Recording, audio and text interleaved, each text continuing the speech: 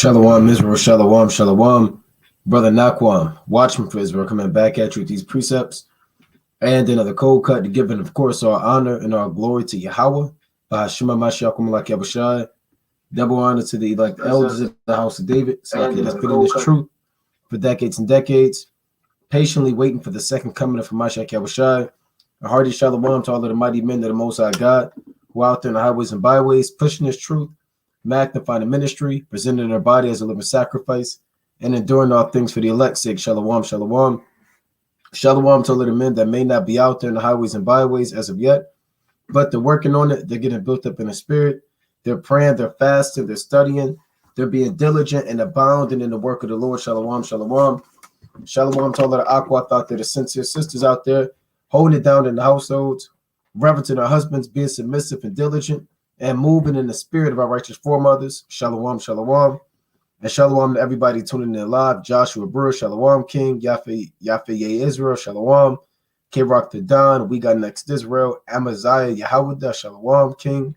Kyoko Banyamyan, Salah Judah, and everybody else tuning in and that will tune in, Lord willing.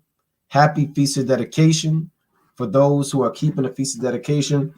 It started last night, so-called last night at sundown, and the first day of Feast of Dedication is about to be over today at sundown, and that will kick off the second day of the Feast of Dedication. So brothers and sisters should be in the spirit of reading First Maccabees, reading Second Maccabees, along with the other books of the scriptures as well. But you want to hone in on the mighty acts of old that Yahweh Ba'ashmi has done and that he has wrought by the hand of these priests, these Levites, man, the Maccabees.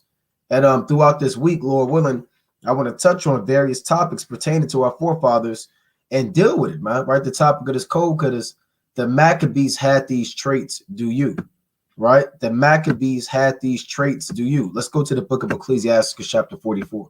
So there are certain characteristics and traits and certain spirits that our forefathers moved in, and we're commanded by Yahweh Ba'ashmi to remember, to remember the mighty acts of old, the mighty acts of David, the mighty acts of Joshua, the mighty acts of Nehemiah, the mighty acts of Elijah, the mighty acts of Moses. These are the things that we are commanded to dwell on.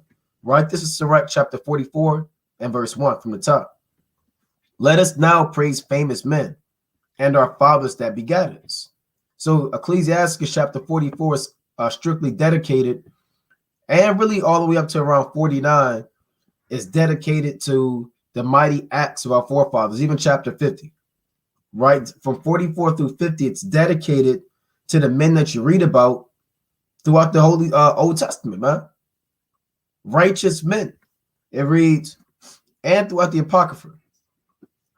The Lord hath wrought great glory by them through his power from the beginning, such as did bear rule in their kingdoms, men renowned for their power, giving counsel by their understanding and declaring of prophecies. Right? So you had men that bear rule in their kingdoms, right? You had men that the Most High called leaders of the people, as we're about to read on. The Most High said that these men gave counsel. A lot of these men were, for lack of better terms, chief men, man, that helped pave the history and pave the way for us as a nation. Now we know all things are done by Yahweh Ba'ashmi Yahushua, and unto him only we ascribe glory and righteousness. But the Most High has created men to magnify his name on the earth. Remember, that's the purpose of man. One of the purposes of man is to magnify the name and the works of Yahweh Ba'ashmi Yahushua, right? Based off of your actions and your conduct. This is Ecclesiastes. Let's prove that. Chapter 17 and verse 9. Ecclesiastes chapter 17 and 9. He gave them to glory in his marvelous acts forever, that they might declare his works with understanding. You see that? The Most High gave man glory in his marvelous acts forever, that they, meaning man, might declare his works with understanding. So man is a vessel used to magnify the name of Yahweh or Yahushua. Rather you declare the works of the Most High and ascribe glory to the creation, or rather you do particular feats and actions and exploits in order to magnify the name of the Most High with understanding, right? Because the Most High doesn't have a microphone hooked up to a speaker and he begins to tell you about himself every Shabbat. Every Shabbat at 7 p.m., there's a great speaker that's hooked up from the Heavenly Father, and all of the children and men sit down and the Most High explains himself. No, the Most High has men to show you his works, man. Men like Moses, Joshua, David, Caleb. And these works must be declared with understanding. So when you go back to Sirach chapter 44, the Most High said that these men, Slakia, these men were leaders of the people. All right, these men gave counsel by their understanding and declaring the prophecies. Sirach 44:4. Leaders of the people. Abraham was a leader of the people. Judas, Simon, Jonathan, and the father Mattathias, man. Simon's sons, Onias the priest, the Eleazar, Aaron in the ancient times, Josiah, Hezekiah. And we as a people, we should be able to spew these leaders off the top of the head. I mean, Jake, you know all of the damn presidents, man. All of the Roman Caesars. You know your congressman and your delegate. We should know all of the leaders of our people. And, right? It reads, by their counsels and learning meet for the people, wise and eloquent in their instructions, such as found out musical tunes, like who? David, Solomon, and recited verses in writing. Rich men furnished with the ability, like Abraham.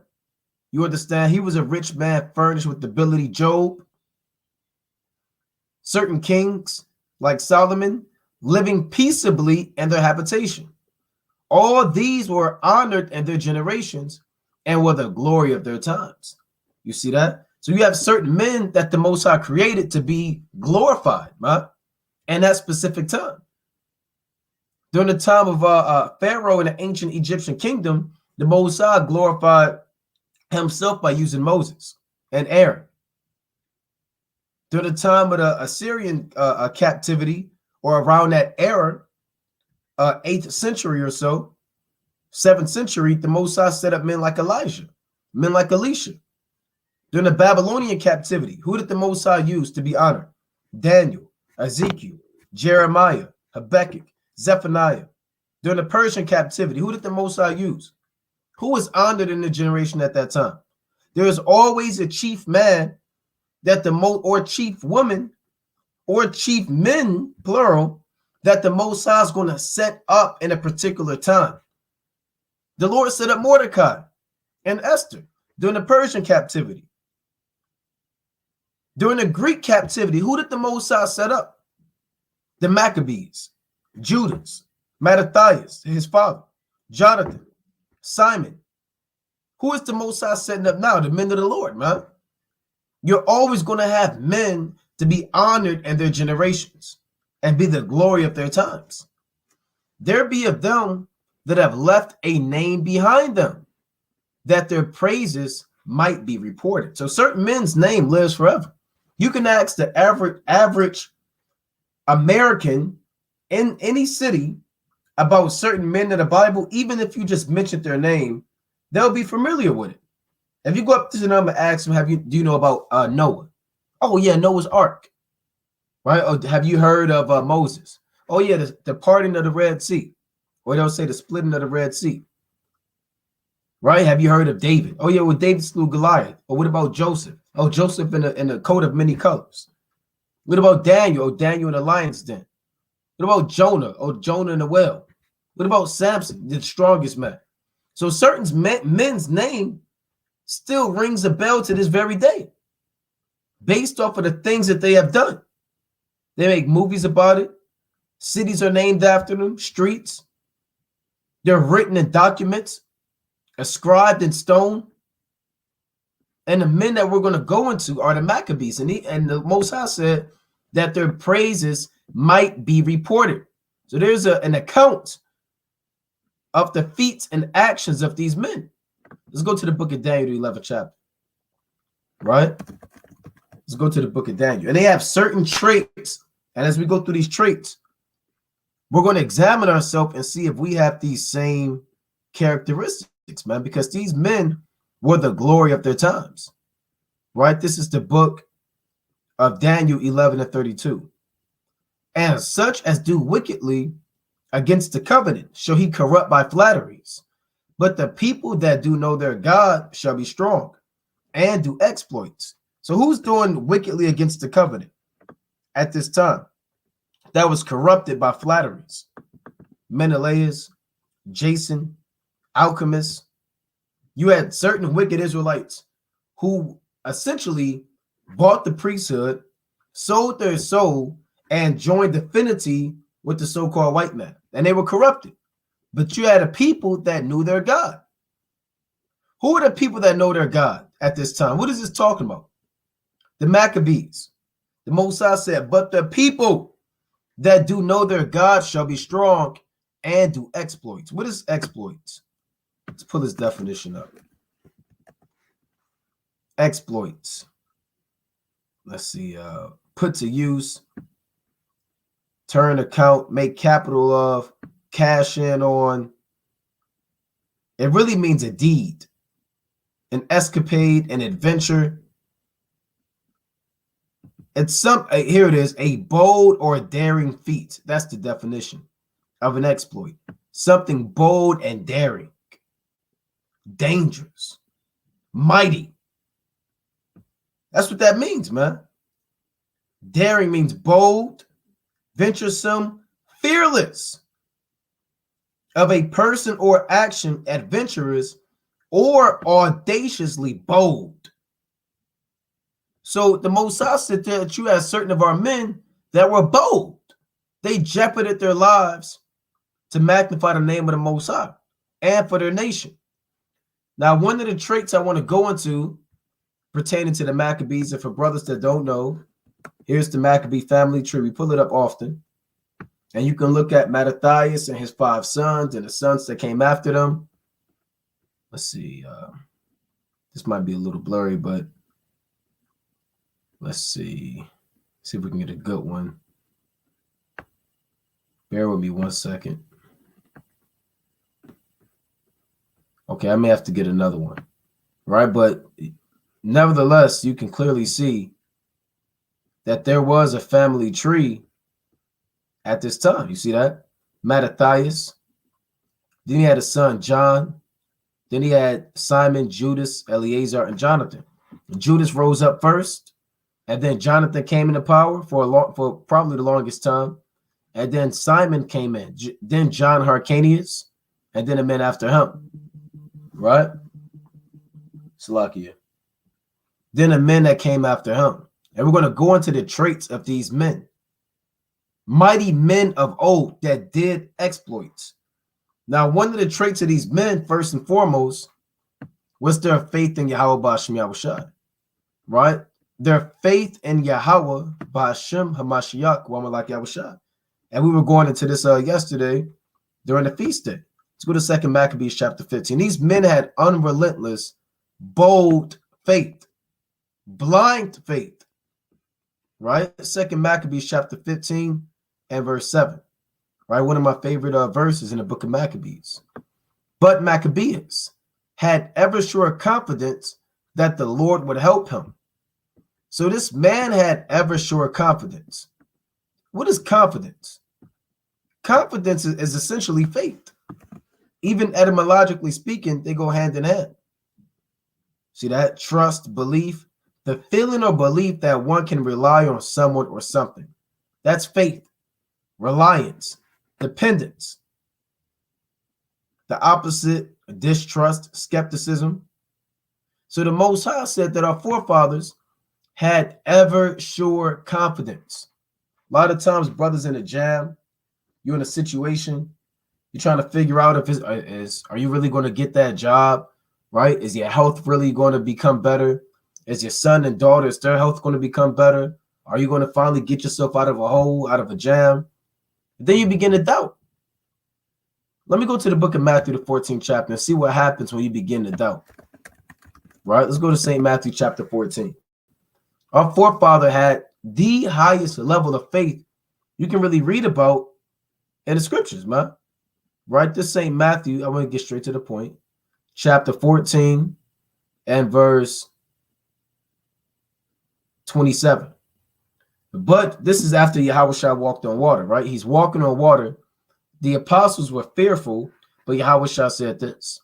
But straightway Yahushua spake unto them, saying, Be of good cheer, it is I, be not afraid. And Peter answered him and said, Lord, if it be thou, bid me come unto thee on the water. So Peter said, if that's you, then ask me to come on the water. And he said, Come.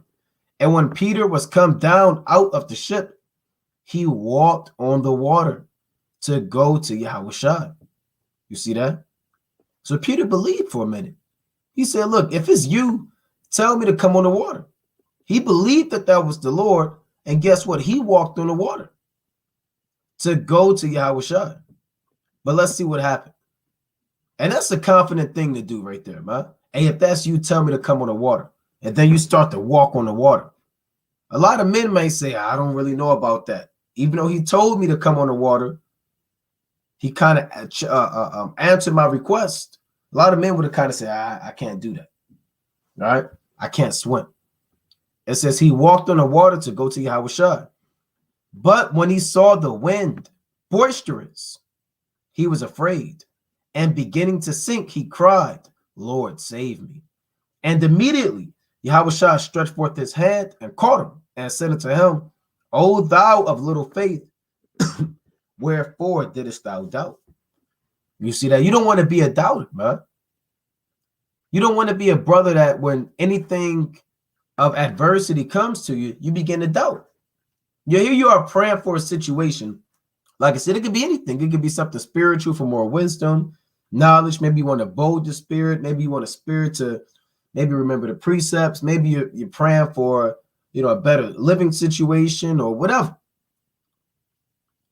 Then you begin to have them spirits that alter you, man. Maybe people are in your ear.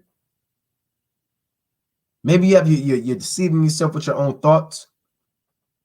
You're telling yourself the Most High won't answer you, that you're not a man of the Lord. Who are you among so many people that the Lord will hear your prayer? Sometimes brothers let that wind get to them, man. The wind is adversity. It could be your own thoughts trying to cast you down. You could be so low and down, you praying, the Most High, he ain't hearing me. He ain't hearing me last time. And then guess what? You're no longer walking on water. You're no longer at the peak. Now you're beginning to sink. You don't want to be in a situation where you begin to doubt and you begin to sink. Now, the Lord saved Peter. The Lord didn't have to save Peter. Right? The Most High has mercy on who he want to have mercy on. He could have said, you don't believe, I'm going to just let you drown. Right? He could have did that. But the Lord came to save men's lives, not to destroy them. That's pursuant to the book of Luke, the 9th chapter.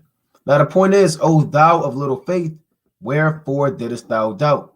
Did Maccabeees doubt? No, it says he had ever sure confidence that the Lord would help him. And that's the spirit that we want to be in. Right? Let's go to the book of Hebrews. Let's get to classic. Chapter 11. Right? And faith is something that should always be prayed for, fasted for. I mean, that's essentially what's going to drive you and push you to the kingdom. Hebrews chapter 11 and 1. Now, faith is the substance of things hoped for, the evidence of things not seen. Meaning we hope for the kingdom. We hope to get beamed up. We hope to have the nations in captivity. We hope to have immortal bodies and glorified bodies. We hope to subdue these heathen. We hope for these things. Even though we haven't seen them, we believe that these things are going to be given to us. For by it the elders obtained a good report. So by faith, our forefathers, they received a good report. Who gave them a good report? The Most High. Meaning what? When the Most High saw our forefathers and how they believed, the Most High said that those actions and your faith, that lives forever. I'm going to take the faith of Abraham, the faith of Judas Maccabees, the faith of our forefathers, and that's going to be immortal. And I want all of the men that come after them to learn about how these men believed. Through faith, we understand that the worlds were framed by the word of the Most High, so that the things which are seen were not made of things which do appear. So through faith, we understand that everything you see was made by invisible spirits, Yahweh Ba'ashem Yahushua, right? And I'm not going to read this whole chapter, but when you read this account, it shows you righteous men that have faith. It starts with Cain, it's like Abel, Enoch, Noah, Abraham, Moses, etc. Sarah is included within this, certain judges and Joseph and particular men. All these men believed in the Most High God. And that's why the Most High was with our forefathers, because these men believed that the Most High would be with them. They were outnumbered.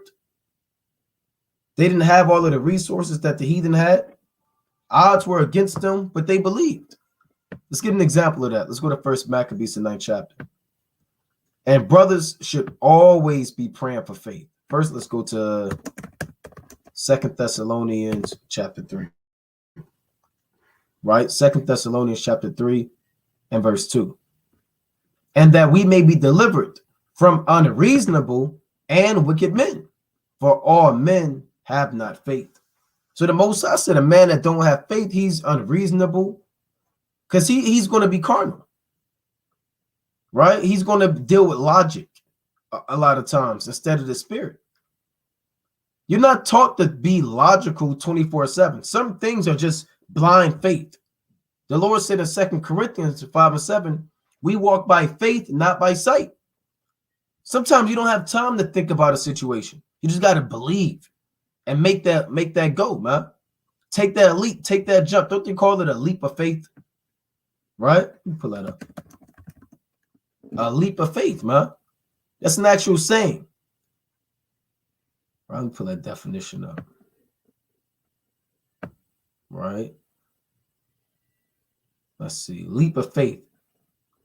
An act of believing in or attempting something whose existence or outcome cannot be proved. Like taking 3,000 men, like Judas, and killing 30,000 men. That's a leap of faith. Even carnally speaking, man. A lot of brothers, even on the smallest level, you're looking for a job. I don't know if I can get that. I'm just a low down nigger, right? They'll never hire anybody like me. Hey, brother, take that leap of faith, man. And look, I believe. Hey, the Most High is going to be with me. You might have physical pain or ailments. I'll never get better. It keeps getting worse. It'll never change. I always have back problems. I always have damn shoulder problems. Hey, taking that prayer, eating those herbs, doing them stretches and physical therapy, you got to take a leap of faith and you'll be healed, man. It all starts with your belief. The Most High said that all men have not faith. Certain men are unreasonable, man. They want everything proven, and you can't prove it. You need this. Has to be logical. It doesn't add up. Everything don't have to add up sometimes. It doesn't add up with man, but the Most High is in control. Let's go to Ecclesiastes chapter 11. I don't want to start a business. Nobody will ever buy anything from me. I'll never have enough money. I don't know about joining the camp. Maybe so-and-so. You have to have faith, man, that things are going to go well in your favor. This is Sirach chapter 11 and verse 6. And it's like Ecclesiastes, right? Ecclesiastes 11 and 6. In the morning sow thy seed, and in the evening withhold not thy hand. For what? For thou knowest not whether they shall prosper. It's like whether shall prosper either this or that, or whether they both shall be alike good. What does that mean? This means take a chance. See, the Most High is into taking a chance for man. And that doesn't mean that the odds are always going to be in your favor or against you. Neither does it mean you can take control into your own hands. Remember, the Most High is in control at the end of the day anyway. That's predestination. But on a surface level, The Most High is into man taking a chance, man. Taking that opportunity. The Most High said, in the morning sow your seed, and then in the evening withhold thy hand, for thou knowest not whether it shall prosper. You never know what's going to prosper in your hand, man. You never know what the Most High can do for you if you don't try. All you got to do is try. Make an effort. I don't know if like I said, brother, I don't know if I should do the interview. I'll never get the job. Hey, brother, try, man. You never know if it's going to prosper. Maybe it won't, but you won't know until you try. The Most High is into having that faith, into taking those chances, that leap of faith. These are the spirits that our forefathers had. Like I said, they were outnumbered. Armored equipment was not on the level of these Greeks. Certain men weren't trained as well like these other nations. But the Most High was with these men because these men believed in the Most High. And the Most High allowed the work to prosper in their hand. Right? And I actually want to get that precept. Right? The Most High said he allowed things to prosper in the hand of the Maccabees. Right? Let's get that. Right? Bear with me 1 second. I'm going to pull that precept. Right? First Maccabees. Right? Chapter 16. That's what I want. Let me hold that real quick. First Maccabees, chapter 16. So one of the traits of our forefathers is they had ever sure confidence. They were willing to take a chance. They believed in the Most High. First Maccabees chapter 16 and 2. And sometimes that's all you have, man. That's all you have. Right? First Maccabees 16 and 1. Then came up John from Gazara, and told Simon his father what Sendebius had done. Wherefore Simon called his two eldest sons, Judas and John, and said unto them, I and my brethren and my father's house have ever from our youth unto this day fought against the enemies of Israel. And what?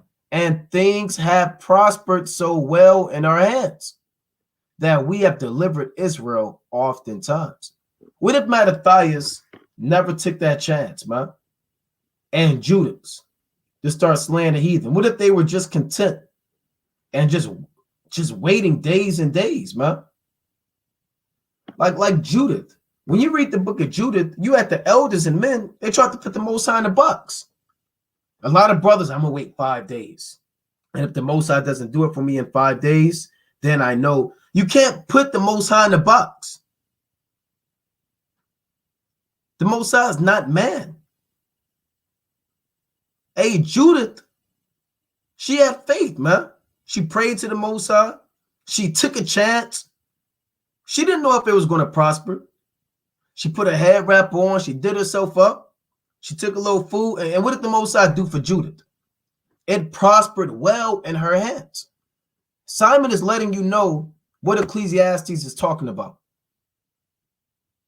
You have to try. You have to put that step forward. You never, and that's anything in life. That could be a relationship. That could be a wife, a brother. You want a wife? I don't know. She'll never want to be with a man like me. Why is she talking to me? What about all these other mighty men? Brother, stop with that attitude, man. Isn't he mighty? You sure you mean you're talking to me? A sister say shalom to you. Me?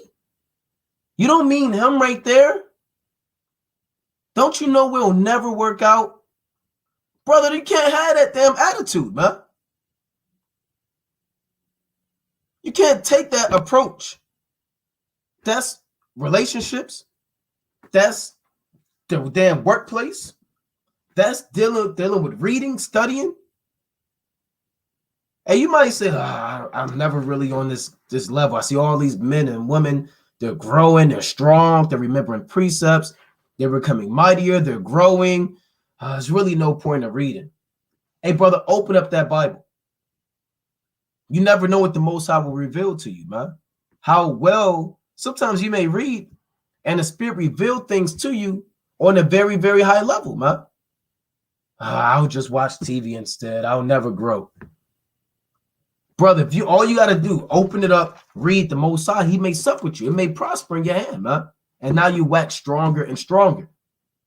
This is a beautiful, practical situation that must be applied in its truth, man. And it tells you that in verse 3. I'm gonna start at 3. Then I want to go back to First Maccabees, and then I want to get that precept in Judah, the Lord willing. Ecclesiastes 11:3. If the clouds be full of rain, they empty themselves upon the earth.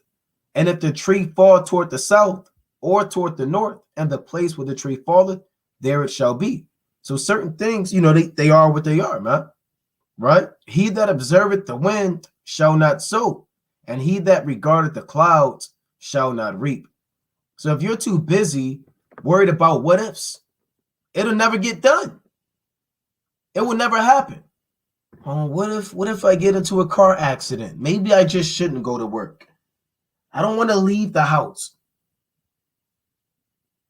I don't want to just get into the car. There's a lot of accidents nowadays. Gas is high. People are crazy. The Lord did say iniquity shall abound and the love of many shall wax cold. I don't know if I should go out to work. Brother, you're going to be homeless soon, brother. What do you mean? Your rent isn't going to be paid. You got bills, mortgage, all types of things, man. You got a family. You can't just sit up there and worry about the what ifs, the things that you can't control. You can't control somebody's reaction. It's up to the Most High to put a spirit on them, man. You can't control any damn thing.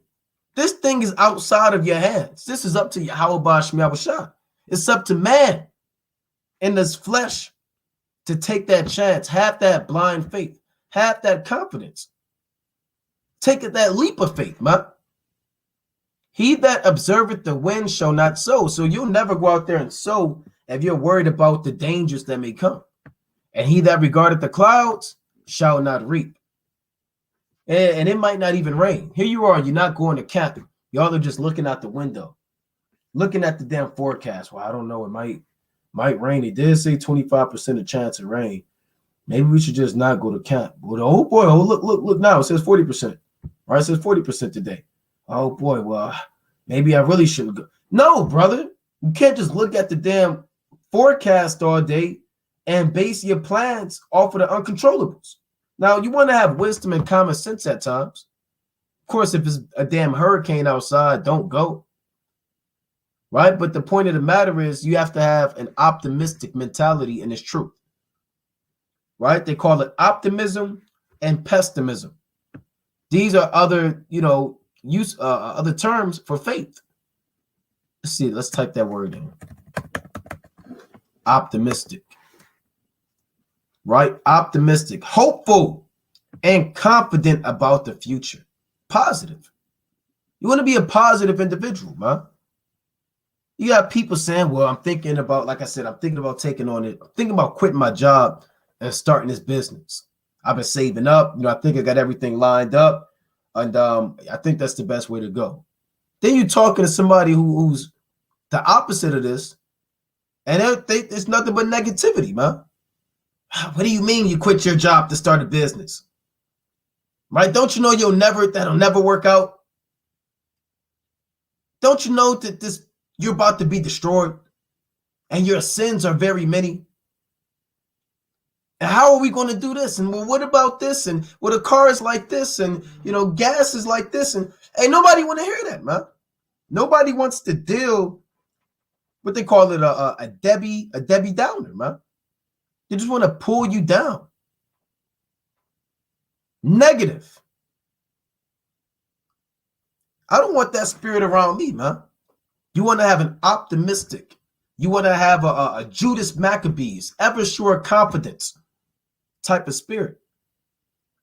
You don't want to be that brother or sister too busy observing the clouds and that brother or sister too busy observing the damn wind, man. Right? Optimism. What is the meaning of an optimistic person?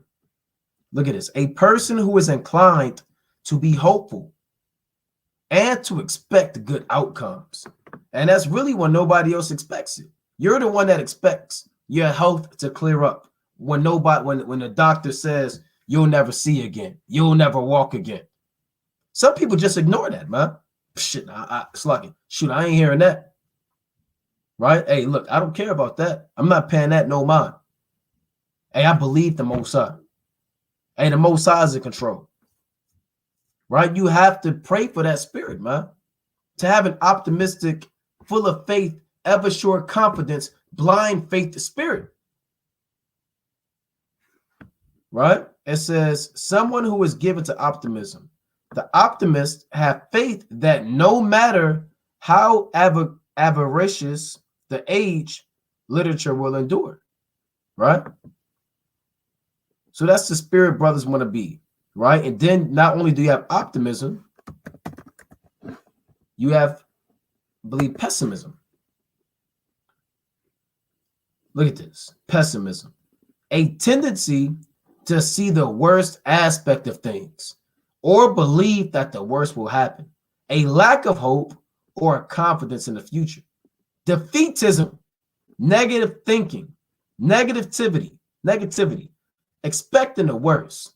Oh boy, we'll never make it to the kingdom. Right? We'll never make it. Our sins are as the sand of the sea. Oh, well, I don't know. I don't know if I can really get the job. They'll just fire me anyway. I don't know about starting that business. It'll never work out. I don't know about that fast. What's the point of fasting and praying? The Lord won't hear me anyway. I'm flesh and blood. Now, if you got a pessimism spirit, you want to, do good work through fasting and prayer and counsel to get rid of it, because it's really a demon at the end of the day anyway, man. Let's go to the book of Romans chapter 14 and 23. All right, so one of the traits of our forefathers, the Maccabees, is they had ever sure confidence, blind faith. Romans 14 and 23. Now, although this is talking about food sacrificed to idols, the latter part of this precept still stands sure. Romans 14 and 22. Hast thou faith? Have it to thyself before the Most High. Happy is the man, it's like happy is he that condemneth not himself and the thing which he alloweth. And he that doubteth is damned if he eat, because he eateth not of faith. Here's the point I want. For whatsoever is not of faith is sin. So whatever you're doing, rather you're eating meat and you don't believe, because this is the actual context. You had men that was eating meat, but they believed it was wicked to eat it, but they were eating it anyway. Right? So their conscience was defiled in the things that they allowed for themselves, and by default, the Most High wrought it and charged it as a sin.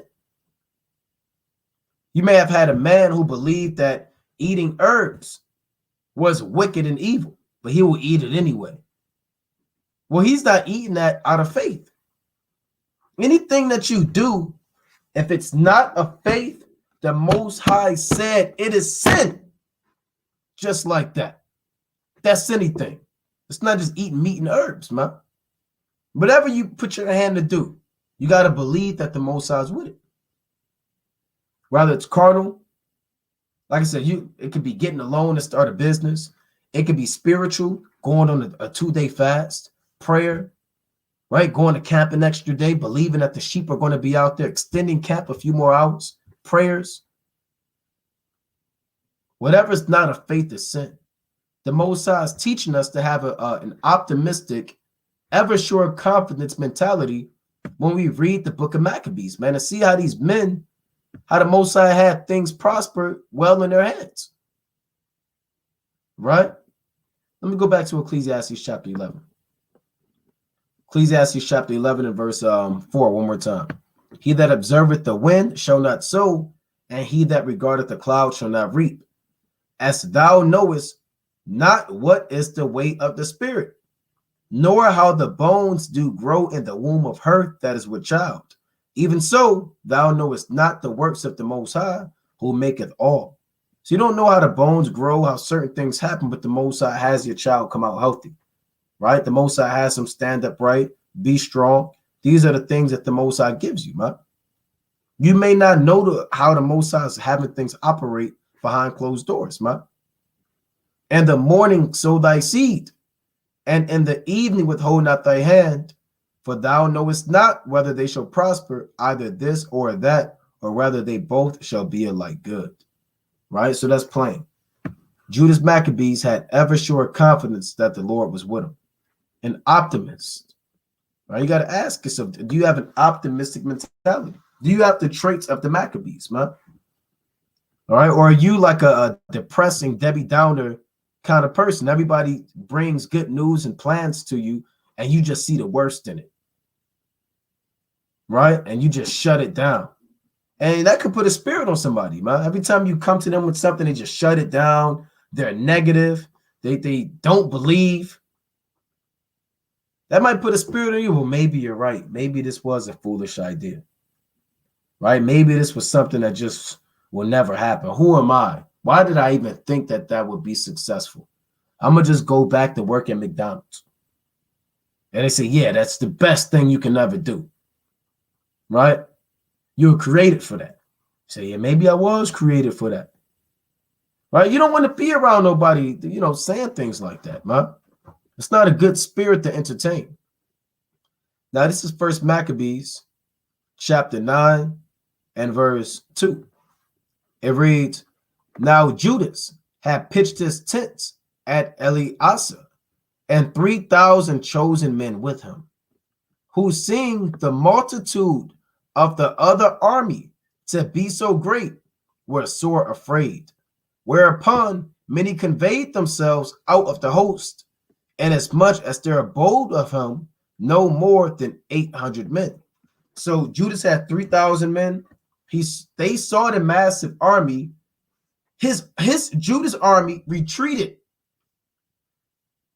2,200 men left. Only 800 men remained. When Judas saw, therefore, that his host was slipped away, meaning he saw his men retreated, his own men, and that the battle pressed sore upon him, he was sore troubled in mind and much distressed, for that he had no time to gather them together. Imagine that, man. You go on a war with 3,000 men, you look around, and that's only 800 of y'all left, and the enemy's coming in hot.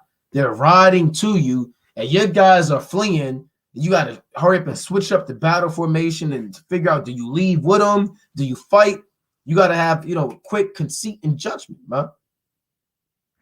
Here's what Judas did. Nevertheless, unto them that remained, he said, let us arise and go up against our enemies, if peradventure we may be able to fight with them. What does that mean?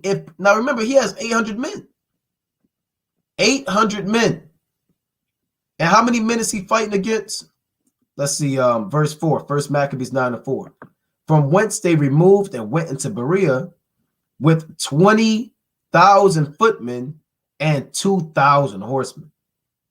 So you got 800 men against 20,000 footmen, that's infantry, foot soldiers, and 2,000 horsemen, that's your cavalry. Now, Judas, he still said, where was Judas' mind at? They thought Judas was a madman. Judas said, let us arise and go up against our enemies if denotes that there's a chance that we can beat them with 800 people. You see the type of spirit that he had, man? There's a chance we can still do this. 800 against 20 plus thousand. And he said if. Right? So he believed that there was a chance that they can cut these heathen down. No matter how the odds were against him, he still had that mind to believe. Right? So faith goes a long way, man. If peradventure is equivalent to your modern day maybe, right? Or perhaps. If peradventure we may be able to fight with them. But they dehorted them, saying, we shall never be able. So you always have people like that. We shall never be able. Right? we'll never be able to get it done. We'll never grow. We'll never learn. We'll never have things successful for us. We'll always be in captivity. We're just slaves and nobodies. They said, we shall never be able. Let us now rather save our lives. And hereafter we will return with our brethren and fight against them, for we are but few. They said, let us retreat. Then Judah said, God forbid I should do this thing and flee away from them. If our time to become, let us die manfully for our brethren, and let us not stain our honor.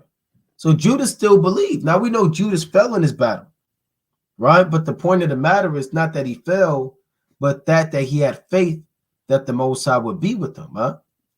Let's go to the book of 1 Maccabees, the 5th chapter, right? Let's go to 1 Maccabees, the 5th chapter. So faith is imperative. Before I get that, let's go to 2 Corinthians first, 5, right? I kind of paraphrased it, and I'm going to just read it, right? 2 Corinthians chapter 5. Then I want to get an additional trait our forefathers had. 2 Corinthians 5 and 7, playing upon tables, right? For we walk by faith, not by sight. So everything's not going to be logical. Everything's not going to be, it may not make sense, right? It may not be, the normal line of thought. It may not be what the masses think. It may not be physically in front of you. You may not be able to reach to it, but you walking in this thing by faith, not by sight, man. And think about that. You imagine driving on the highway blindfolded and believing you're going to get from point A to point B safely. That's how much faith you're supposed to have. Not telling brothers to do that. That would be foolish, right? So you want to draw the line between faith and foolishness too. And tempting the Most High. A lot of brothers say, well, I'll just go play in traffic. I'm just walking in the middle of traffic. I walk by faith. Well, okay, brother, you're going to be up there in the spirit world next to the Most High, man. And it's not going to be good. Well, I was walking by faith, not by. You want to have good counsel too, and be wise. Now, the point of the matter is, you do want to walk by faith, not by sight, man. And that's a lot of faith to believe that driving from point A to point B, whether it's up the block or 3 miles down the street, to believe if you were to drive with your eyes closed, you'll get there safely. That's how your walk should be in His truth, right? That's how your walk should be in His truth, man. And that's a tough deal right there. That's tough, but that's a gift that can be given to us by Yahweh Bashim Yahushua. Now, another act of our forefathers, right? Let's get this real quick, right? And we were going into this on the last the class yesterday, the brief class concerning remembering the acts of our mighty forefathers. I'm going to go to 1 Maccabees chapter 4 and 8. Here's what also being combined with faith allowed our forefathers to obtain mercy from the Most High and vex these heathen and discomfort them. Now, here's one of the traits, right? So, like, bear with me.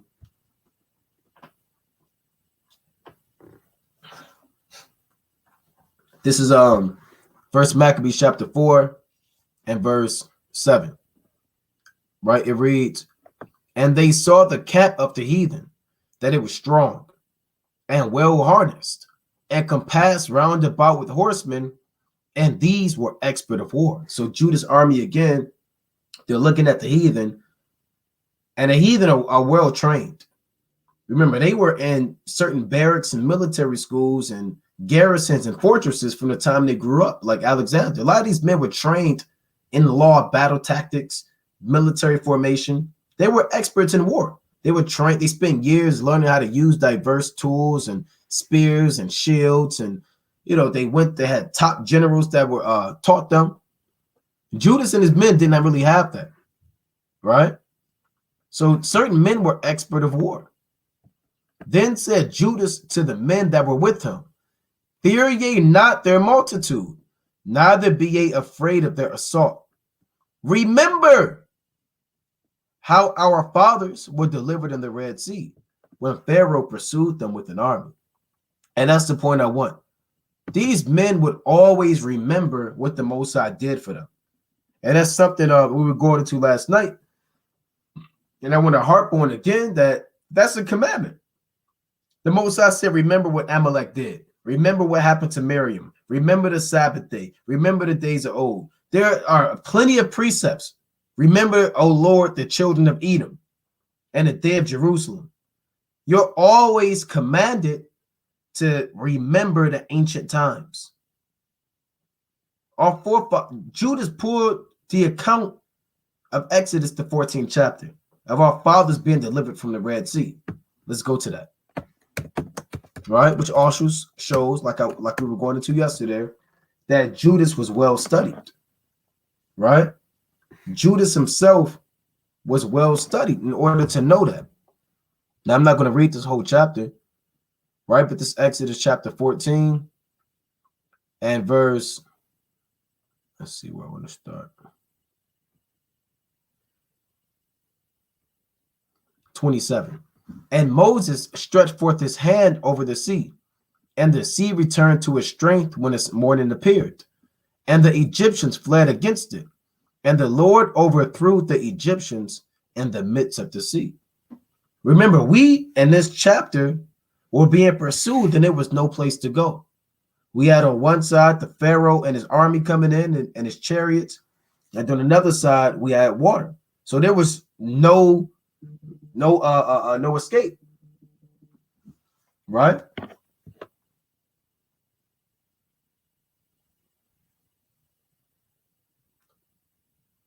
Right. So Slakia, bear with me. So there was no escape for this man, right? Or for us as a nation during this time. That happens. Sometimes you're stuck between a rock and a hard place. That's the true definition of Egypt. Right? It means double straits. Sometimes there's no way out, man. But the Most High opened up a way for our fathers. This is important to have. The traits of our fathers, what drove them was not necessarily just the faith they had, but also they were in their mind, they always remembered what the Most High did for our forefathers. And that's something that we need to work on as a people. A lot of times we forget what the Most High did for our fathers, man. And now you're in a situation where you're trying to figure out, I don't know what's going to happen, or I can't pay my bills. I'm in over my head with I can't pay my gas and electric bill, and my cars break down, and I don't know. Didn't the Most High do this for our fathers? Weren't they in straits, affliction? How many times did the Most High deliver our fathers out of dire situations? Hananiah, Azariah, Mishael, Daniel, Mordecai, Esther, Judith, Abraham. How many times did the Most High deliver these men? He delivered a whole nation, man, and overthrew that army in the Red Sea. Judas knew that. That's what kept Judas going in this walk. He could pull it off the top of the head. He said, remember how our forefathers were delivered in the Red Sea. Sometimes you got to tell yourself that, man. I don't know if the Most High is with me. This is going to happen. Are things really going to go well for me? I got this job. I don't know if I could really do it. You know, my wife is sick and my child. And hey, it's always something in this captivity. Every one of us, we're always dealing with something, rather spiritual. There's demons, rather it's physical, and it's bills and rent. Rather it's infirmities, which are health and your pain, or you have migraines, or your back always hurts. And you always, I don't know if I'm ever be healed of this. Remember, we need to work on our memory, and not just remembering precepts for the highways and byways, but remembering these accounts for our faith and our walk in His truth as we deal with adversity. Remember how our fathers were delivered in the Red Sea when Pharaoh pursued them with an army. Now, therefore, let us cry into heaven. If, here you go with this Judas again, if peradventure, meaning there was a chance he believed, the Lord will have mercy upon us and remember the covenant of our fathers and destroy this host before our face this day. right? So he told them to remember that. Here's another account. I'm going to jump down. First Maccabees 4:30. And when he saw that mighty army, he prayed and said, Blessed art thou, O Savior of Israel, who didst quell the violence of the mighty man by the hand of thy servant David. So he remembered how David slew Goliath. He didn't have the Bible app where he could just kind of scroll and look for different accounts. Okay, I need to boost my faith. What I want to read today, right? What I want to read, right? Slocky, I don't know if I should read Genesis for my faith. Should I watch a video? He didn't have that. He just had the history, and he had it in his mind. You need to keep these accounts in your mind. You need to remember these. That's why it's important to read. The Most High said in Revelation 1:3, blessed is he that readeth, and they that hear the words of this prophecy and keep those things which are written therein, for the time is at hand. So you have to keep those things in your mind. Don't just read the accounts of Uzziah, Josiah, Hezekiah, David, Rehoboam, Messiah, Jehoshaphat, Joram, Ahaziah, Ahaz, these different kings, and just turn it to naught. He's pulling 1 Samuel the 17th chapter. That's what he's referencing. How David slew that mighty man. Right? 1 Samuel chapter 17. I believe I want 50. Right? If I'm not mistaken. Let's see. 1 Samuel 17 and 50. So David prevailed against the Philistine. Over the Philistine with a sling and with a stone, and smote the Philistine and slew him, but there was no sword in the hand of David. So what drove Judas to be a mighty man? The fact that David was a mighty man. What should drive you to be the mighty man? The fact that Judas was a mighty man. Joshua, Gideon, David, Samson. These were mighty men of valor, fit for the battle. And they were men, right? These were mighty men. Let's go to 1 Maccabees 9. Hold on, let me finish this. So he quoted David and Goliath. It says, and gave us the host of strangers into the hand of Jonathan, the son of Saul, and his armor bearer. And the Most High used Jonathan, right? These are in 1 Samuel, the 14th chapter. So another trait along with that ever-sure confidence was the fact that he remembered the mighty acts of old. Let's go to 1 Chronicles chapter 16. Right? 1 Chronicles chapter 16 and verse 12. It reads, I'm going to start at 11. Seek the Lord and his strength. Seek his face continually. Remember his marvelous works that he hath done, his wonders, and the judgments of his mouth. So this is a commandment. This is not optional. This is not something that's, you know, sometimes you could do it, sometimes you can't. Again, there are more instructions and commandments outside of not eating pork, shrimp, crab, and lobsters, right? There's more. These men follow what David said, Solomon said, these kings. Remember his marvelous works. Brothers should be able to, and I was going into that yesterday, brothers should be able to remember the 10 plagues by heart, the miracles of Yahweh Shai by heart, the miracles of Elijah, of Elisha by heart, what the Most High did for our fathers in the time of Joshua, what the Most High did for our fathers in the time of Kings and Chronicles and Maccabees and other accounts. Remember this. For brother asked you, how many men did the death angel kill for against Sennacherib? What would you say? You have to know that because you remember the works of the Most High. You can't say, well, when did the Most High do that? When did the Most High send an angel and kill 185,000 Assyrians? That doesn't sound like the Most High. That's too many people to kill. He can never kill that many. No, you got to go straight to the, that happened, right? That's in the book of Isaiah. That's in the book of 2 Kings, right? The Most High slew 185,000 Assyrians. You have to remember that. When did the Most High allow the sun to stand still? And who did he do that for? Oh, that's talking about Joshua. That's Joshua chapter 10, when the Lord allowed the sun to stand still and the moon stand still until they were avenged of their enemies. So a brother should be able to ask you about these different accounts, and you should be able to let it be known. Oh, that's what the Most High did. Yahweh Bashmi Awashai. He did it at this account, he did it here, and he did it here. And if you can know those things, you should know that the Most High can do it for you. Right? Let's go to the book of Psalms, chapter 143.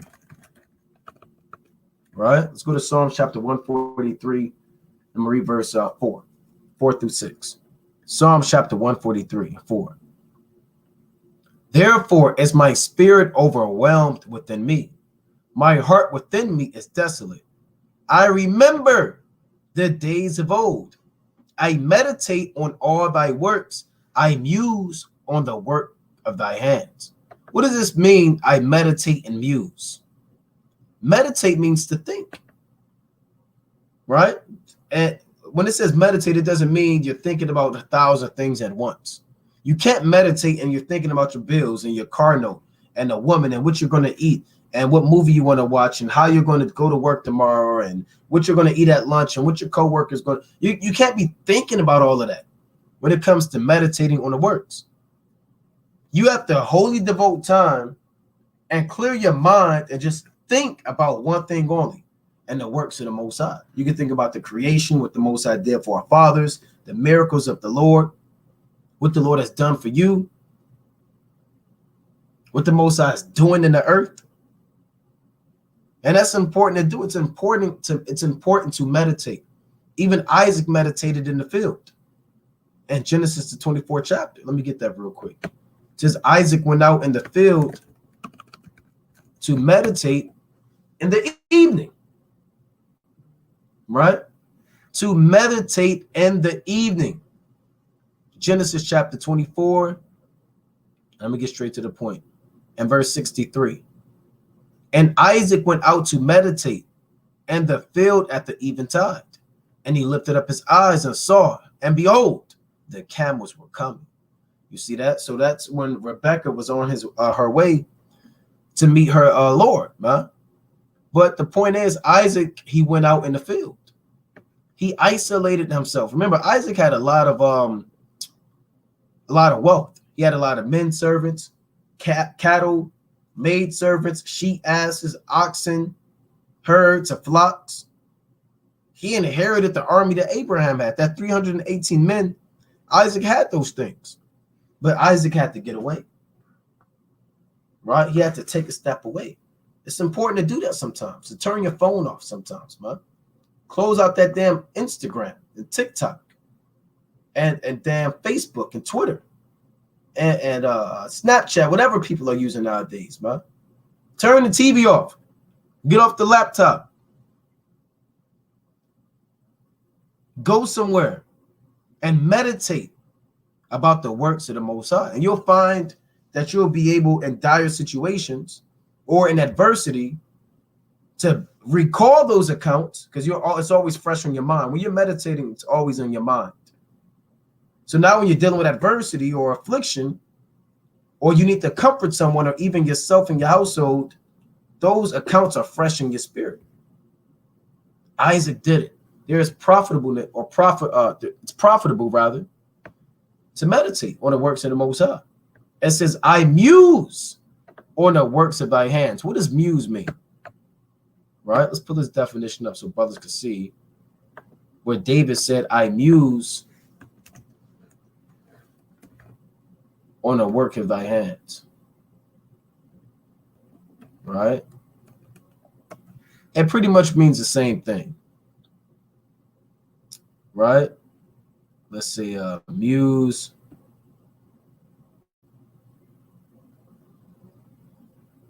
Ponder. Right? Muse, to be absorbed in thought. Ponder, consider, think over, about, to mull over, reflect on, turn over one's mind, examine, right? Ruminate over, meaning eat on, daydream, right? Debate oneself, cogitate on, give some thought to. You don't always have to give thought to the flesh. It said daydream on here, right?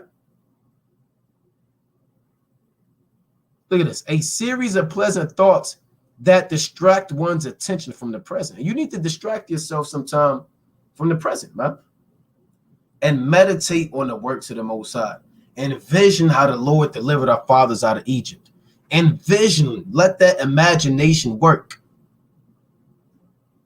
See, Esau wants to overpower your mind with problematic things. He wants you to always think about money, rent, bills, lewdness.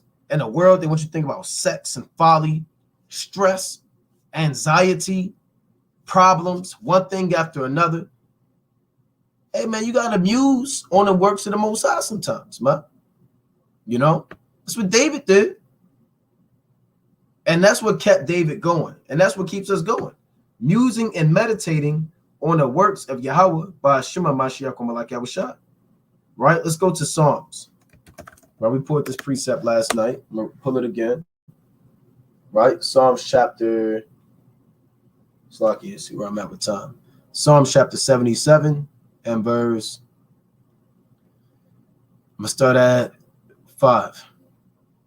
I have considered the days of old, the years of ancient times. I call to remembrance, my song in the night. I commune with my own heart, and my spirit made diligent search. So your spirit is like a database, right? Or your vessel is like a database, and your spirit is searching through, like you search through files at a file cabinet for something. According to year, according to month, according to damn day, according to time, to pull out a certain file. Your spirit should be making diligent search according to the scriptures, right?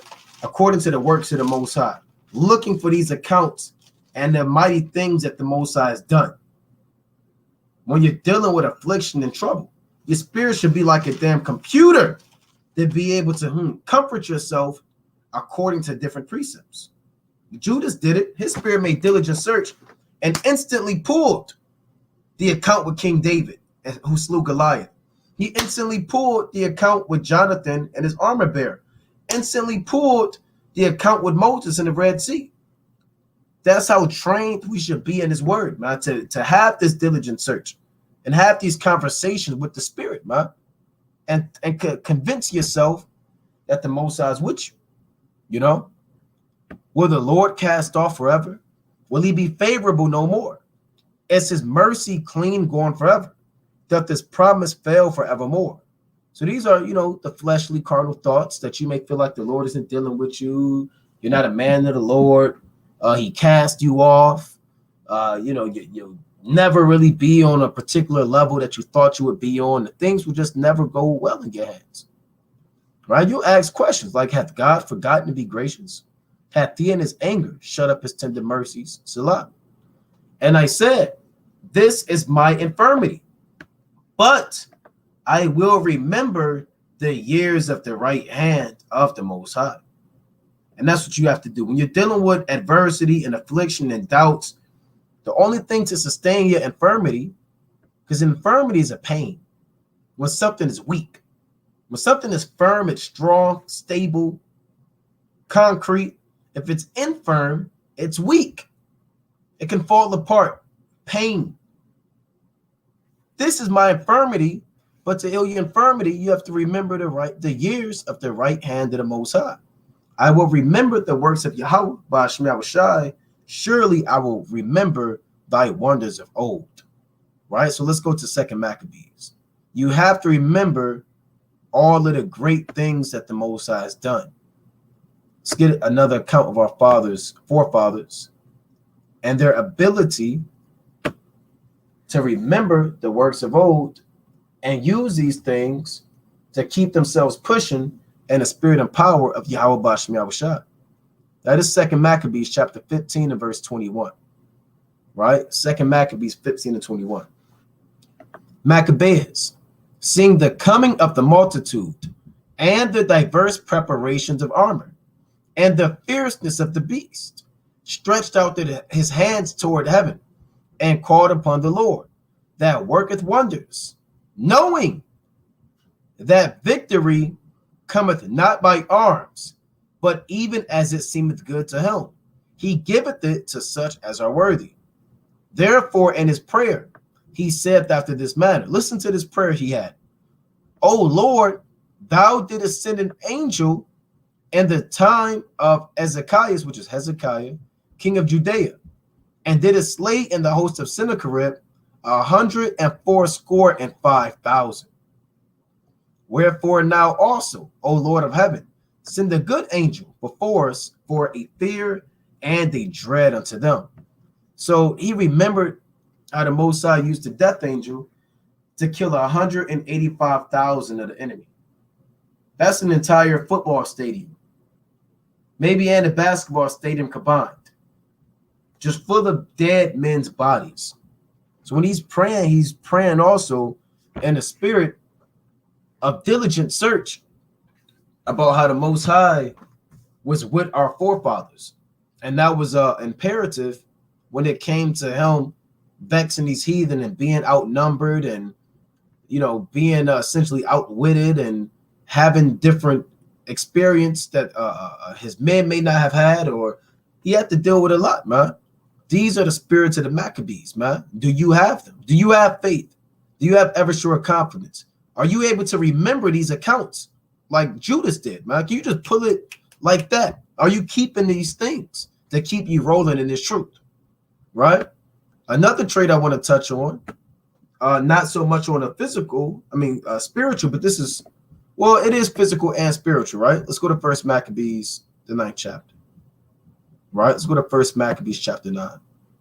And this is mainly for the men, right? What I'm about to go into now, right, as we wind down, is mainly for the men.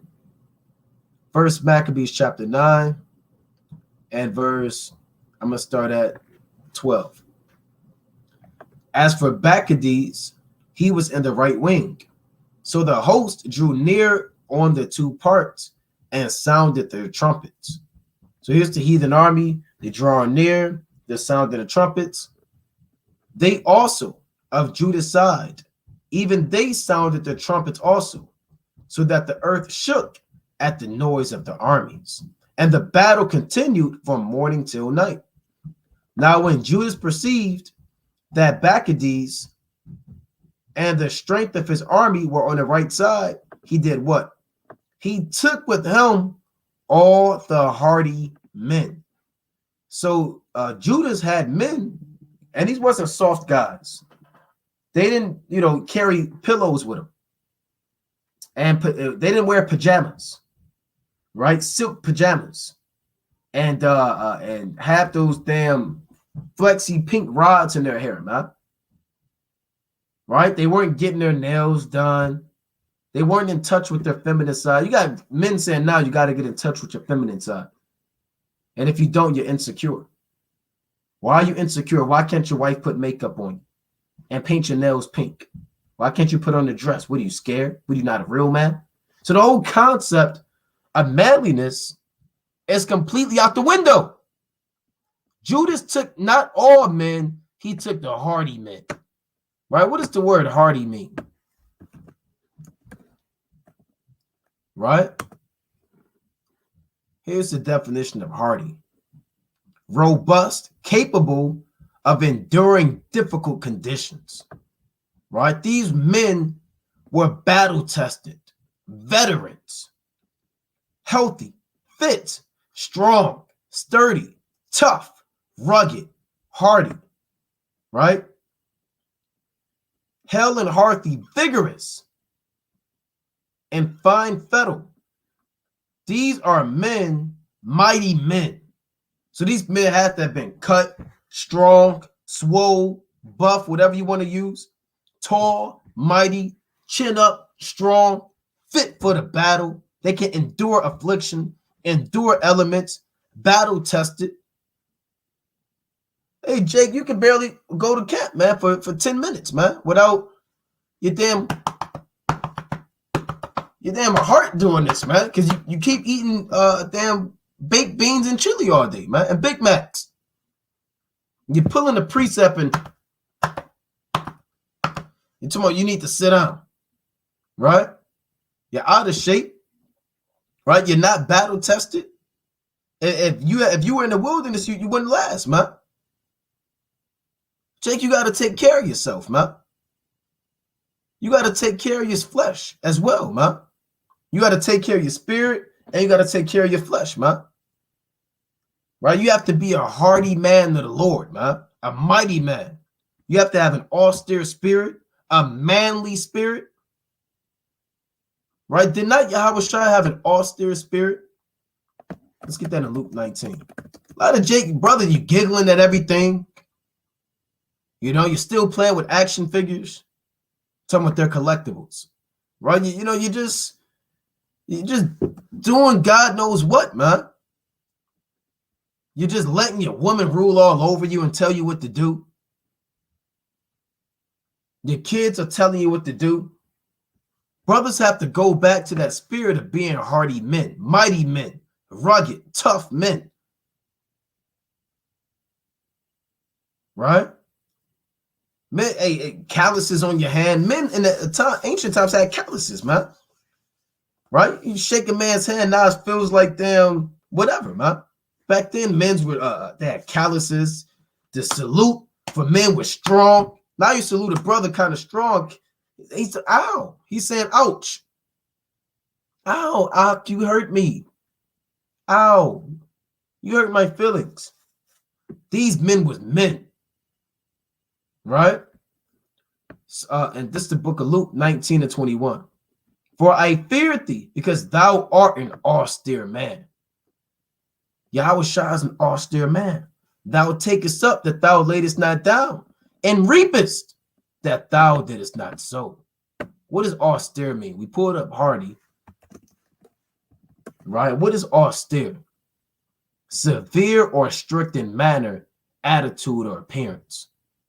Right? So Yahushua wasn't giggling all day, rubbing his damn feet together.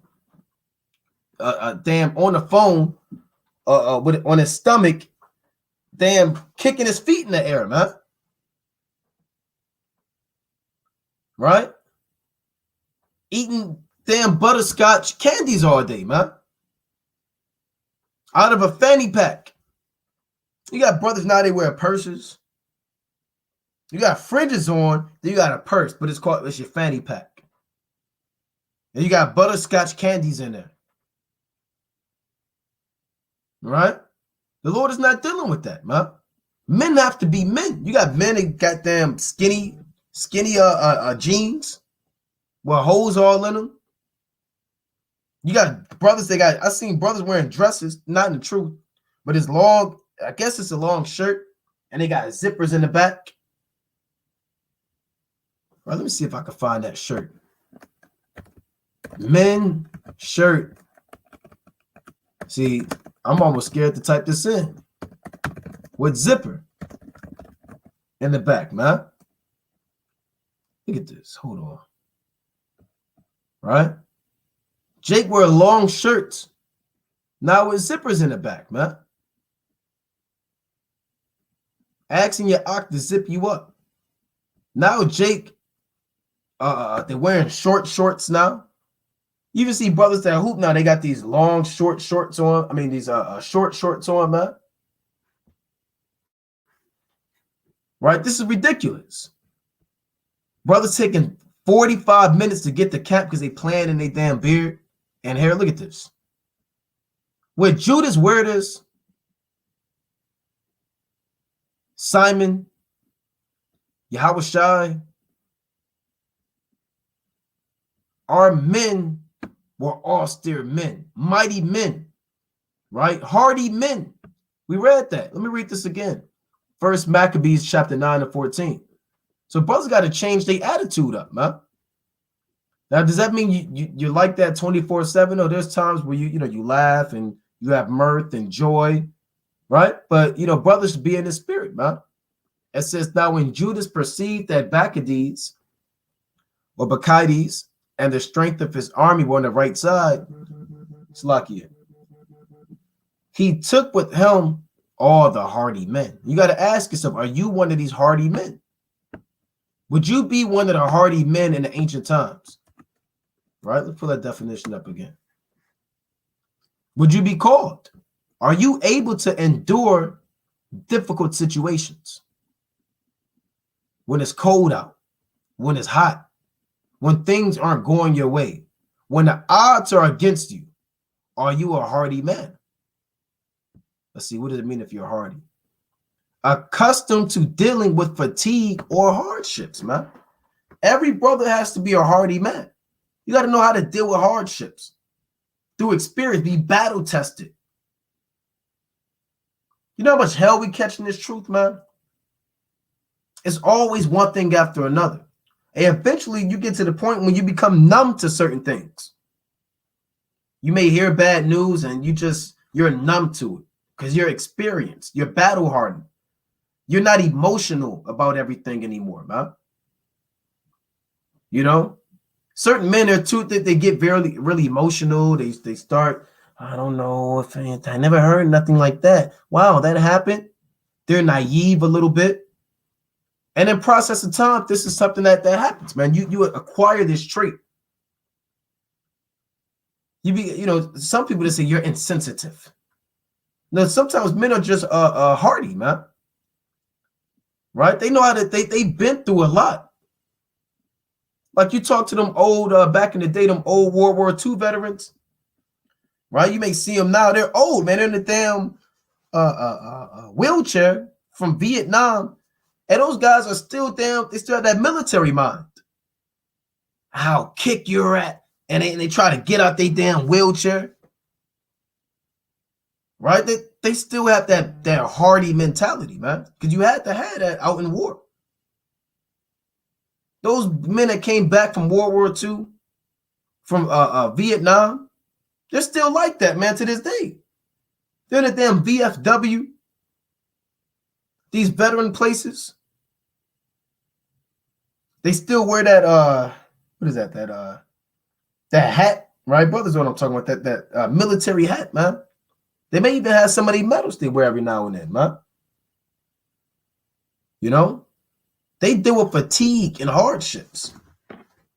One of those guys probably had their foot blown off, man. No legs. So they went through a lot. They caught a lot of hell. And they weren't emotional.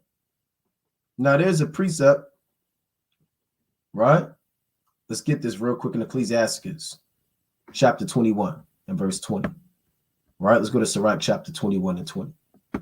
So brothers have to ask yourself, would you have been called to go with Judas as one of the hardy men? Right? Or are you a 5-year-old at heart? The Lord said, when I became a man, I put away childish things. Let me get that in 1 Corinthians. Right? 1 Corinthians chapter 13. Right? 1 Corinthians chapter 13 and verse 11. When I was a child, I spake as a child. I understood as a child. I thought as a child. But when I became a man, I put away childish things. And that's what the Apostle Paul said, man. Right? I used to think like a child, speak like a child, move like a child, do God knows what like a child. Hey, I'm a man of the Lord now, man. I put away childish things. Right? You got brothers in the truth. You got your Legos, man. Oh, I'm not reading. I'm building. What are you building? Well, I don't want to talk about it. Then you hear damn Lego pieces connecting and damn falling off, man. Then the brother get mad on the phone. Ugh. You say, what happened? Nothing. You hear him building his Legos from the top all the way up again, huh? That's ridiculous. Our men were men, you know? So let's go back to this. All right? Brother, tomorrow, I'm doing my wife's makeup. I can't come to camp. Let a brother tell me he's doing his wife's makeup. I had to do her foundation, Let's read the absolute madness. Sirach chapter 21 and 20. Right? Ecclesiasticus 21 and 20. A fool lifteth up his voice with laughter, but a wise man doeth scarce smile a little. And you really know who's a fool sometimes. Sometimes they just can't stop laughing and giggling all the time. Right? That they're never serious. Everything's folly unto them. It's a damn car accident, and they're folly and laughing. Oh, I got into a car accident. All right? Brother, that's a serious situation, man. Yeah. I have my children in the back seat, but hey, well, hey, brother, are they okay, brother? I mean, that's a serious matter, man. Right? Do they need to go, what's going on? Well, it is what it is. You can't be a man like that, man. Well, I think, I think I should get my car towed. Well, yes, brother, right? You have no insurance. You don't have your license. That car doesn't even belong to you. Well, yeah, I think you got men like that, man. They mind ain't right. A wise man doeth scarce smile a little. They put a wise man. He became a man and he put away these childish things. He's a hearty man, accustomed to dealing with fatigue or hardships. Look at this. The soldiers were strong and hardy, capable of withstanding adverse conditions. Aren't we soldiers of Yahushua? Did the Most High say endure hardness as a good soldier in Hamashiach Yahushua? Right? 2 Timothy chapter 2 and 2. Right? Let's deal with it. 2 Timothy chapter 2 and 3. Salakia. Thou therefore endure hardness as a good soldier of Yahushua Hamashiach. So brothers have to be hardy men, man. I want to go into this Greek word for hardness. We pulled it in time past, but we'll pull it up again. Right? Let's pull this. And I'll play it in the Greek. Strong's G 2553. Karkapatheo. Karkapatheo, right? Now it says, Salakia, to suffer and or endure evils, hardships, troubles. So a good soldier, he can endure hardships. When things aren't going his way, when his car is broken down, when the odds are against him. He may not have it financially. He may not be there spiritually, right? Satan is attacking him, but he's able to endure and suffer and bear along with these hardships, man, and troubles. Because hardships, they're not going to go away when you want them to go away. They're going to go away when the Most High want them to go away. And sometimes the Most High may have you endure hardships for a long time, man, and troubles. But guess what? A hardy soldier, he's going to know how to deal with it, right? Let's go to 2 Maccabees chapter 14. He's going to endure. 2 Maccabees. These are the spirits that our forefathers had, right? They had ever sure confidence. They knew the works of the Most High. These men had so many beautiful traits and characteristics. And we want to, as servants of the Most High in the last days, and chiefly during this feast of dedication, dedicate our temple with these righteous spirits that our forefathers had and cleanse our temple from the filthiness that was once wrought within our members, man. 2 Corinthians chapter 14 and 18. Right? I'm going to start at 17. 2 Corinthians chapter, it's like your 2 Maccabees. 2 Maccabees 14 and 17. Now Simon, Judah's brother, had joint battle with Nicanor, but was somewhat discomfited through the sedate silence of his enemies. Nevertheless, Nicanor, hearing of the manliness of them that were with Judas and the courageousness that they had to fight for their country, durst not try to matter by the sword. He said, I can't fight against the Jews by the sword, man. I can't do this. I have to make peace with them. Wherefore he sent Posidonius and Theodotus and Mattathias to make peace. He said, I don't even want to look to hell with fighting them by the sword, man. They're too manly. The so-called white man looked at the so-called black man. Esau looked at the Israelites and said the Israelites are too manly. I don't want to fight them. And I leave them alone. They know they can't go toe-to-toe with us, man. What does the word manly mean? Manliness. Well, it'll be equivalent to hardiness, man, in some fashion. Right? Manliness. The traditional male quality of being brave and strong. Masculinity, vigor, strength. Now they say they call it toxic. What do they call it now? Toxic masculinity. This is weak, effeminate society, man. Now it's toxic masculinity. Look at this. Toxic masculinity. A set of attitudes and ways of behaving stereotypically associated with or expected of men, regarded as having a negative impact on men and the society as a whole. Right? I mean, this is just absolute madness. Look at this. A few examples of toxic masculinity says telling boys to man up. When they feel upset or justifying abusive and inappropriate behavior with the phrase, boys will be boys. There's nothing wrong with saying man up. That's why you have so many sodomites, effeminate men, kissing their damn boo-boos, man. Damn, he fall on the ground and everybody, oh no, he fell. You know how many times we fell off the bike, fell off the ground, man? I got scars right now to this day, man. On my damn knee, my damn stomach, man. Brother's got perpetual wounds from being a damn child, man. Climbing trees and damn doing God knows what, hopping fences. And I feel like when we was growing up, we were more of a men than these men now, man. Ain't nothing wrong with saying man up. It's not brought out enough, but now it's toxic. It's poisonous. It will kill you. Toxic masculinity. Hey, I'm gonna tell you something, man.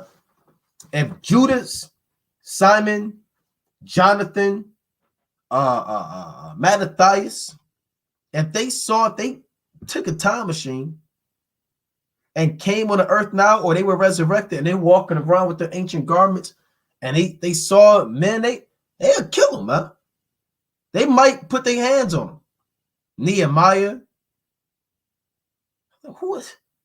They would have saw how these men are dressed. They would have started speaking in Hebrew. You want to know what they're saying? Then he might start reaching for that sword.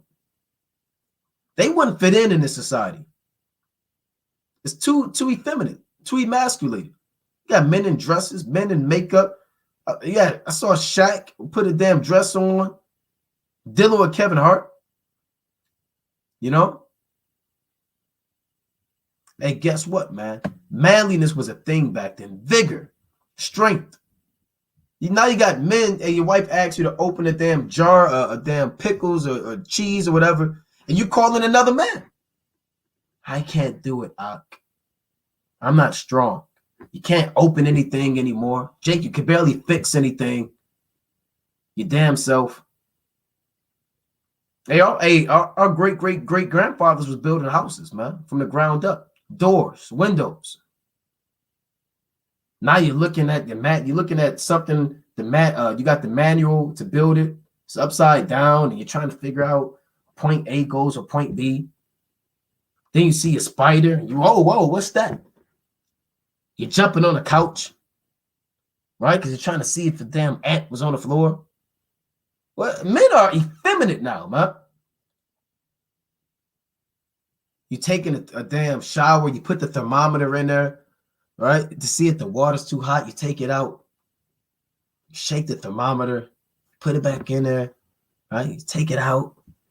You throw lilies in the damn tub before you take a shower. Lilies and damn flowers, right? You put your face scrub on, right? Hey, our men was men, man. They wasn't throwing lilies in the damn shower, man. You know? Men have to learn how to be men again, man.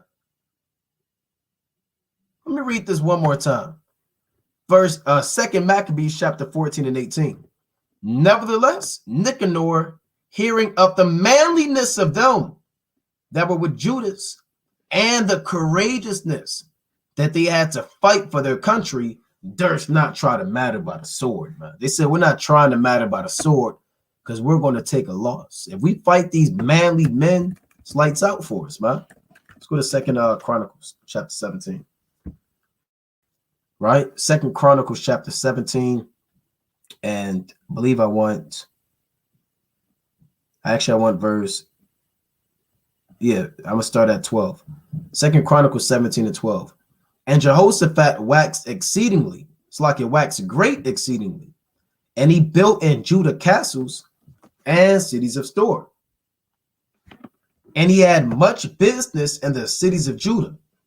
And the men of war, mighty men of valor, were in Jerusalem. So this men had mighty men of valor. Let's see the definition of mighty. We into these definitions today. We got hearty, mighty, manly. Now let's see. Let's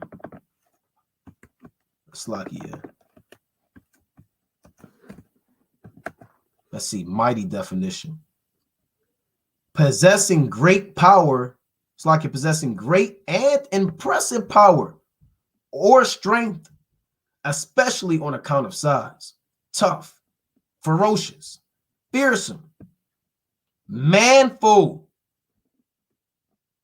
powerful, muscular, dominant, strong. Right? These were men. They wasn't, again, just eating Big Macs all day, watching Wendy Williams, man. They were in the scriptures. They knew the law, right? They took care of themselves on a physical level. They meditated. They studied. They prayed. They were in the word. They were calling upon Yahweh Bashmi Abishai. They took swords out. They blew the trumpets. Mighty men of valor. So that's one definition, mighty. Let's see another one. Valor. Great courage in the face of danger, especially in battle. Bravery, courage, fearlessness, braveness. Oh, here you go again. Manliness. That's a synonym. All right. Hardihood. The men that Uzziah the king had with him were mighty men of valor. These are certain traits our forefathers had. They remembered the acts of the Most High. They had ever sure confidence. They were mighty men of valor. So as you keep the Feast of Dedication, remember, this is about dedicating the temple. It's about removing the unclean stones, pulling down the wicked, abominable things, and decking out the temple. They did it on the physical level. They put crowns of gold. They put shields and hung the doors and things of that nature. You have to do that on a spiritual level, right? Deck out your spirit with these righteous characteristics and traits that our forefathers had. This is how these men brought a great victory and a sight of Yahweh Bashmi Abishai, how their name endures to this day. But with that, I'm going to close up, giving, of course, our honor and glory to Yahweh. Bahashima Mashiach Kwamalak Abishai. Most High willing you were edified. Kwam Yashala. Shalom.